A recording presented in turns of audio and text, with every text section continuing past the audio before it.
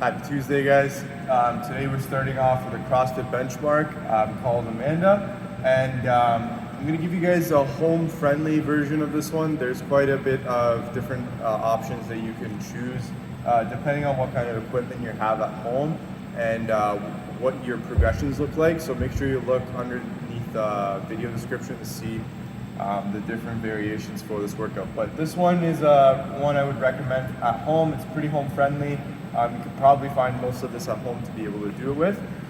So with the workout, you have 0 to 10 minutes to finish 18, 14, 10 of pull-ups, dips, and snatches. And these can be single arm snatches, or these can be a snatch with a broomstick. So you can grab a stick and use that as your snatch weight for the workout. Pull-ups, you don't have a pull-up bar, you can see if you can go for some bent over rows, or if you can attach a strong towel into your door frame and use that kind of like a TRX kind of style machine. You can do that as well to do some pull-ups kind of in a horizontal position. Just make sure your whatever you build is structurally sound so you don't fall on the floor. There's some good videos online that you can find about doing this at home, like making a pull-up station at home. And all you need is usually just a towel to be able to do that. Then dips, guys. Dips you can do practically anywhere. You can do it off the side of your couch. You can do it off of 2 chairs, or even just go to regular push-ups, and you can do that as well. And then snatches, guys. If you don't have that single object, so to be able to do it with both arms, you can always go single arm snatch. And since they're even numbers, you can just alternate for each set there. The goal is to finish underneath 10 minutes, guys, so definitely doable. This workout, again, really depends on what kind of equipment you have. So if the higher the skill, again, this workout would have ring muscle ups and squat snatches. So if you have that kind of equipment, I would recommend seeing. If you're comfortable with that stuff, you can do it at home if you have it. But if not, this is also a great workout to get the same kind of stimulus out and doing the same kind of workout there. So 0 to 10, you're gonna try and finish that. If you finish early, you're gonna rest until the 10-minute mark. Then at 10 to 20 minutes, you're gonna do as many rounds as possible of 10 snatches and 30 double unders. Snatch weight can be the same, or if you are using 2 weights, I would definitely go lighter for this one. Something where you can go 10 unbroken each time, and then 30 double unders. If you don't have a rope, we can jump up and double tap our sides each time to mimic that coordination of the rope each time you jump up. So this one, guys, looking to keep a high intensity with. This one's more of a strength skill kind of workout. With the second one, I would say if you can try to push yourself to maybe keep a minute per round or a minute every 90 seconds, that would be a good way to preserve the stimulus of this workout. And that would mean scoring about 7 or more rounds in this workout. So after this 20-minute workout, guys, we're gonna hit it off with an afterburner, 3 sets, working on that core, 20 seconds hollow, 20 seconds arch hold, and 20-second L-sit. So we're really trying to hammer in the core, both in the front and in the back there, guys. This is great to work on. Really good foundational core strength to build to other gymnastic movements in the future. Other than that, guys, hope you enjoyed today's workout and the afterburner. We'll see you guys next for the warm-up video. All right, so for today's warm-up, we're starting off with 3 rounds, 10 alternating arch raises. So we're gonna come down to the floor, staying in our Superman position here, also known as a Superman. Going for those arch raises, so we're going to lift the arm and the leg at the same time, but the opposite limb, so cross body there. We're gonna go for those 10 reps there, really trying to squeeze our glute and our upper back as we do the alternating arch raises. Once we finish that, guys, we're gonna go into a dead bug. And if you like, you can use a weight here for the arm raises in the dead bug. So you'll go into that dead bug position, legs straight, try to have that tailbone on the floor.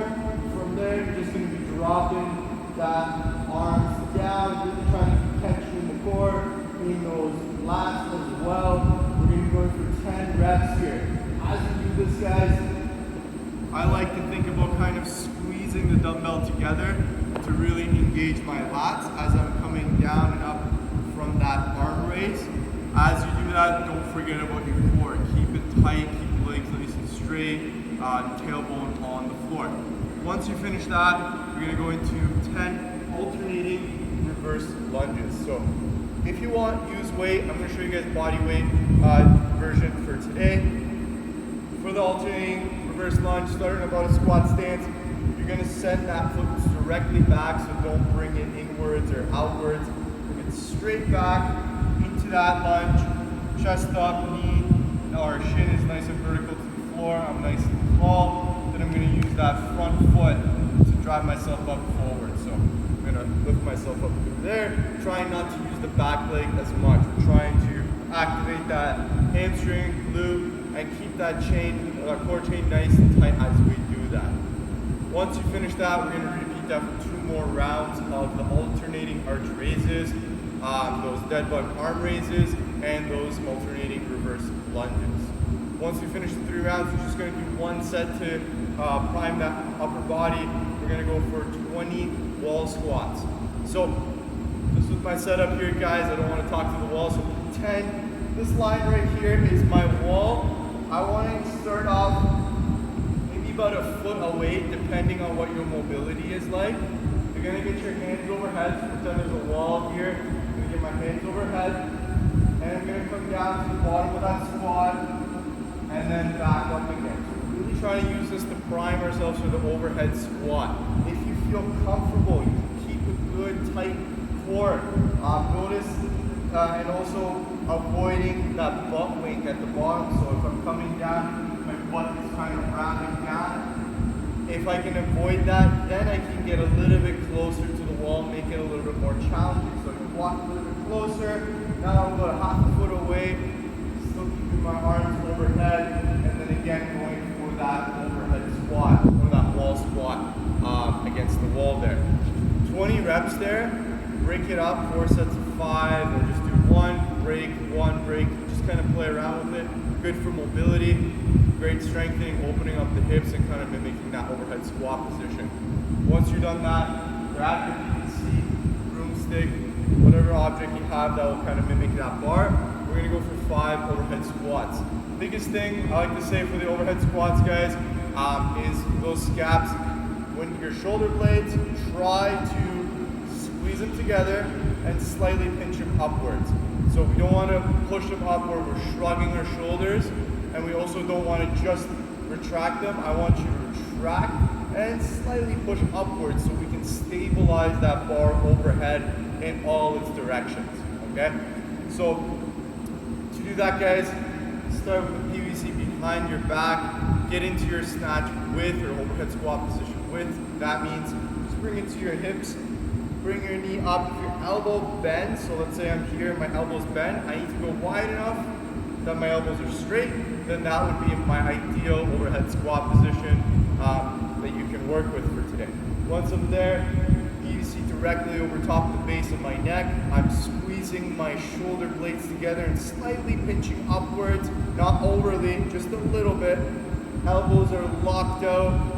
Both the bony points of my elbow are pointing backwards at about a 45-degree angle. Nice and tight, core is tight.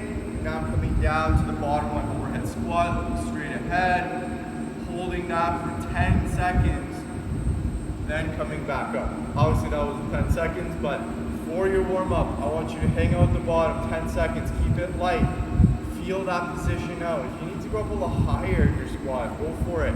This is good to kind of feel out the position, just like we did with the wall squats prior to that. We're kind of putting it together with that overhead squat. And as you feel comfortable, add weight if you want throughout the 5 reps. Make it a little bit more challenging, or even build up to your workout weight. Okay, so that will be the warm up for today. We'll see you guys next for the movement standards.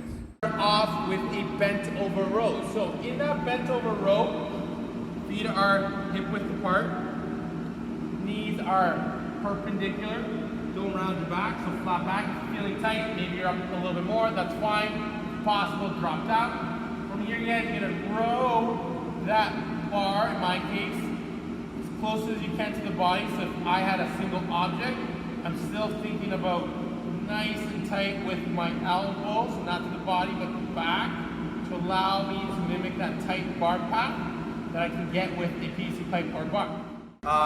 Dips now, you guys can use that implement for your dip as well. So if you're off chairs, you can do dips from there. Another common item would probably be a couch. So you can do it off the end of your couch. Pretend this is the edge of my couch here. I'm gonna keep my feet out, knees slightly bent, keep the elbows in as I dip down, and press straight up. You do these dips right off the edge of your couch there if you don't have anything to do your dips from. Starting with the alternating snatch. I got a dumbbell here, guys.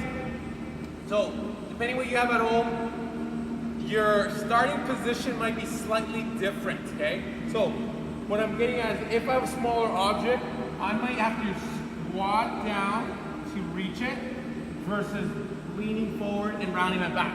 That is usually your go-to, more natural kind of lean forward, reach for it. Then that changes your spine position, does not keep it in neutral position. So try to get in the habit of hinging with the hips, okay, squatting down if your object is a little bit smaller, okay? To avoid using your back or compromising your back position, use those legs. Just like any lift here that we would use with a barbell, you would deadlift it from the floor. From there, you guys are gonna drive your hips, heels into the floor. As you drive your elbow slightly back, then quickly turn it around and punch it to the ceiling, okay? Avoid that two-step because it's not a clean and press, it's a snatch, okay? So one fluid, continuous movement all the way overhead, okay?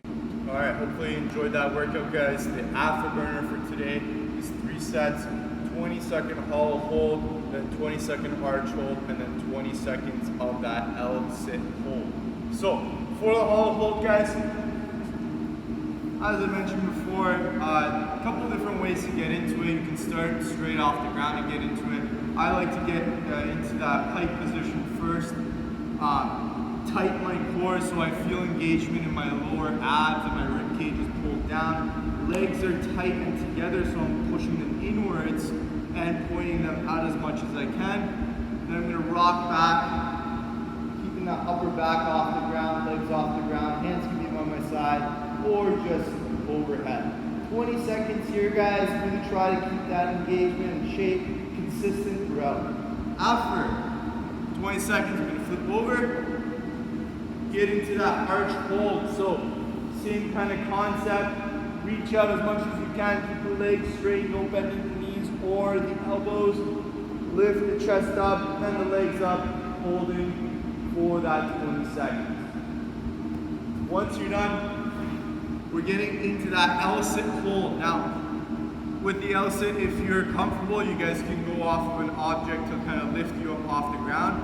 I'm going to show you guys kind of a basic scaling variation if you don't have any equipment to use for this, or you're still kind of building up that L-sit position.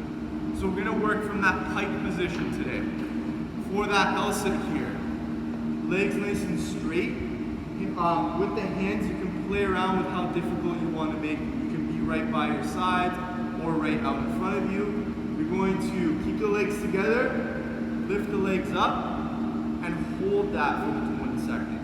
Again, you're achieving that L-sit position, and again, really working on those lower abs to start building you towards a full L-sit. So you guys can totally use that today as your progression, or if you like, get your hands a little bit closer to your feet to make it a little bit more challenging. Hope you guys enjoy the afterburner. We'll see you tomorrow for the next workout.